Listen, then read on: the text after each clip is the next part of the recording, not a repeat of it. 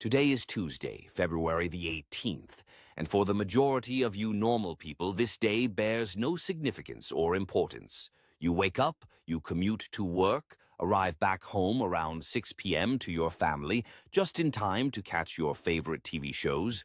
Then you slip effortlessly into a deep sleep, only to replay the cycle again the next morning, just like clockwork.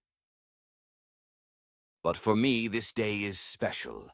A day 7 years in the making, and a culmination of the events which have occurred within the space of almost a decade. I am ready to embrace this day with open arms, as one would do to a long-lost relative. I sit upright on my bed. A cracked smile creeps across my face, staring at these walls, which have become all too familiar. I glance towards a tattered bookshelf in the corner, and seemingly endless rows of literature, which I have read countless times, leer back at me. A thick blanket of dust settles upon them like a fine Christmas Eve snow, although that holiday has had no meaning for quite some time now. I could recite these books to you as they have become so indelibly imprinted in my mind. They mainly consist of autobiographies, artists whose work is savagely underappreciated by modern-day society, shunned and condemned for simply expressing their artistic nature in the most creative ways possible. My dreams are filled with the hope that one day my work will rest among these inspirational people, and that I too will serve as a role model for future generations. Steadily pushing off the bed, a loud groaning noise echoes through my room as I heave the mattress down and propel myself upright. I stand still for just a few seconds, gaining my balance whilst focusing on the cracked mirror, barely holding onto the wall across from me. I shuffle towards it, scraping my bare feet along the cold, hard floor. Extending my arms outwards, I collapse onto the sink beneath the mirror, staring down the endless black hole, my breathing heavy and labored. I reach out and turn on the faucet. A gushing stream of cold water fills the rusty sink and spirals down the hole.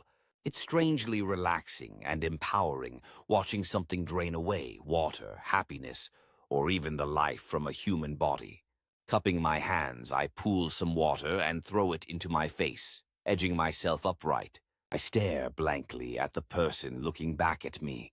It fills me with pride to know what I have achieved in such a short life, but also sadness in the realization that my work will be cut short. There is still so much killing left to do. Chuckling, I roll my eyes above the mirror towards an old torn calendar. A bead of water slithers down my face, fighting its way through the blemishes and imperfections. A tiny splash echoes through the room as it hits the sink, breaking the infinite silence. I become transfixed on today's date, which has a large red cross marked into the box. A swarm of butterflies races around my stomach. Sweat moistens my brow and glistens off my forehead in the dim lighting as an overwhelming sense of anxiety overcomes me, and I convulse violently, heaving my body over the sink as the contents of my stomach spray into the bowl and over the faucets. A disgusting taste of bile fills my mouth, and a burning sensation flickers in the back of my throat. Being nervous is totally expected, although do not be misguided. I am not scared or fearful of what is about to happen. Rather filled with anticipation and relief, the waiting was becoming unbearable. Using my sleeve, I wipe away the saliva around my lips. Turning to face my bed, I climb back on and lay staring at the rotten, moldy ceiling. Not much to do here other than think and reminisce about the past.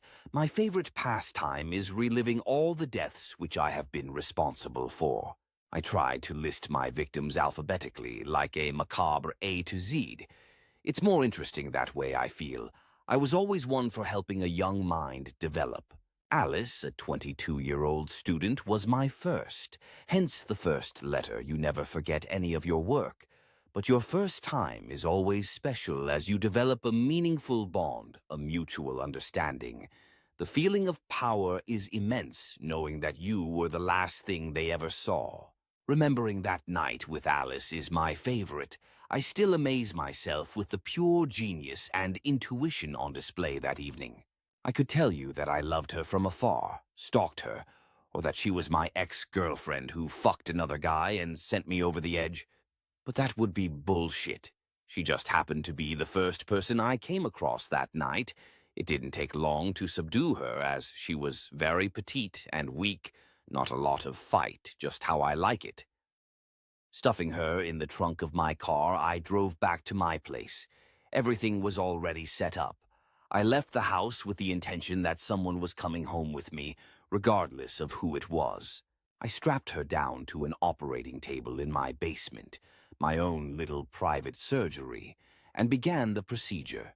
As I started to prepare by aligning my gleaming steel instruments, she started waking up. Muffled screams and cries for help and mercy filled the room like a lingering, horrid smell. Fortunately, she was gagged, so it wasn't too annoying. I don't need to listen to that distracting shit. Opening a drawer nearby, I withdrew a 40-centimeter catheter tube, directly inserting it into the inferior vena cava. I started to gather the collection jars in a row. One by one, I watched as they filled with glistening blood. I assume it must be painful as her cries of agony grew louder even through the gag. But you know what they say, an artist suffers for their work, although I guess it's the opposite in this situation. As more jars were filled, I recall her cries getting weaker and weaker. She was relatively tanned, but now she was a hideous pale gray color. Eventually, a blanket of silence smothered the room as I squeezed the tube to get the last few droplets out. It isn't perfect. There is always some left over. However, the end result is astonishing. Listening intently, I crushed the last drop out of the tube, appreciating the sharp echo which had earlier been drowned out by incessant screams. I gazed upon her drained, lifeless body, sickening to the human eye. But for me it was a moment of pure elation and accomplishment. My first piece of art was complete, just highly disappointing that nobody else can see my creation. Not that they would revel in the same glory which I was feeling. A shame, really. Just as fast as it took to create my art, it took twice as long to dispose of it. She's buried in a local recreational area named Bradley Woods. I was a lot more thorough back then. Over the years, my confidence grew as my work ethic deteriorated, which is a deadly combination for any artist. And if you're wondering about the jars, I believe they are still sat collecting dust on a shelf in my surgery. I had no plan for all that blood, any rhyme or reason. It's all about the journey, not the destination, although I suppose it was a sort of memento, a reoccurring memory of that night which set my career in motion. I wonder what it tastes like now after 10 years, very full-bodied, I imagine. Quietly laughing to myself, I roll over to focus on the clock, which sits neatly on my bedside table. It reads 11:30 a.m. It's almost imminent now and grows so close. Gradually rocking myself upright, I perch on the edge of the bed, my hands clasped and fingers interlocked, my head hanging, staring at the floor between my thighs. It's so quiet. I can hear my heart trying to escape my chest, and the small thud as a single bead of sweat pummels the concrete. All I can do is wait. I feel a churning in my stomach as it starts to rumble. I skipped breakfast this morning in preparation for this meal. I want it to taste magnificent, and it will. Prime rib with mashed potato and steamed vegetables is what I ordered, my favorite. Just thinking about it makes my mouth water as suddenly my ears perk up. I can hear faint footsteps, gritting my teeth. My whole body tenses as they become increasingly louder. I can feel the adrenaline seething through my veins like jet fuel. It's strange. I always wondered how I would react when this day came. I thought I would face it with dignity and fearlessness. However, part of me wishes those footsteps to continue on, but deep down I know they can't. They grow almost deafening now, like a jackhammer pulsating in my skull, until they abruptly stop. A chilling silence creeps through the room. I hold my breath as a loud clanging noise rattles off the walls, still staring at the floor, the pool of sweat now a large murky puddle. I close my eyes and clench my fists so tight my fingernails gouge into my skin. An intense screeching sound emanates as the metal door is edged open, and a beam of light hits me directly. Like a spotlight, I become illuminated in the dark room. I gently raise my head, wincing, adapting my eyes to the brightness. Two ominous, dark silhouettes loom in the doorway. The figures face me as the light slides over their bodies and onto my bed. Squinting, I can just barely make out their faces. Once again, just like these walls, they're all too familiar. My bottom lip starts to quiver as a lone tear wriggles out of my right eye and flows down my cheek. I made my bed a long time ago. Now it's time to lie in it. Not one word is exchanged as I arise from my bed and walk towards the light. No need for conversation. Talk is meaningless at this stage. We have a bilateral agreement.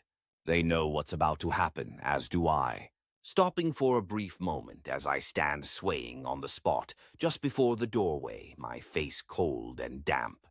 Everything becomes overwhelming as I try fathoming it all. It would be trivial and inconsequential to wonder if I am actually ready, but it's too late now.